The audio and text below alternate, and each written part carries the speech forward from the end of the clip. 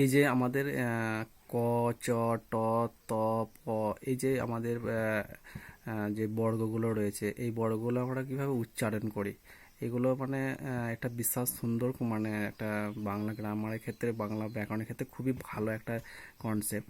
মানে এগুলো আমরা সাধারণত জানি, অথচ আমরা মানে ব্যবহার না করার জন্য ভুলে যাই। মানে যে ক বর্গ, ক বর্গ, যে ক বর্গের উচ্চারণ স্থান, আমি এত প্রত্যেকটা করে করে দেখাচ্ছি না, তোমাদেরকে একটা করে আমি উচ্চারণ করে দেখিয়ে দেবো। তোমরা বাড়িতে সেগুলোকে ভালো করে সবগুলোই প্র্যাকটিস করে করে দেখতে পারো। যেমন হচ্ছে ক, ক আমরা যদি উচ্চারণ করি, যেমন ক, ক আমাদের দেখো কণ্ঠ থেকে উচ্চারিত হচ্ছে, সেই জন্য এটা কণ্ঠধ্বনি।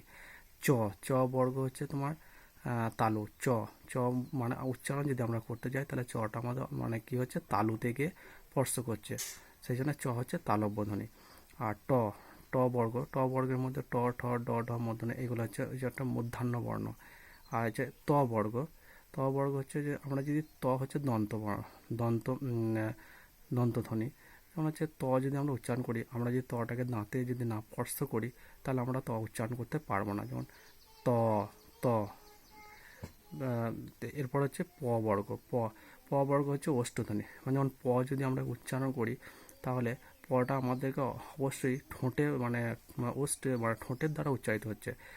যেমন প একটা উচ্চারণ করে দেখলাম, বাকিগুলো তোমরা প্র্যাকটিস করে দেখবে। তো এটা আমাদের মানে খুবই ভালো একটা কনসেপ্ট, অবশ্যই তোমরা পরীক্ষার আগে দেখে যাবে।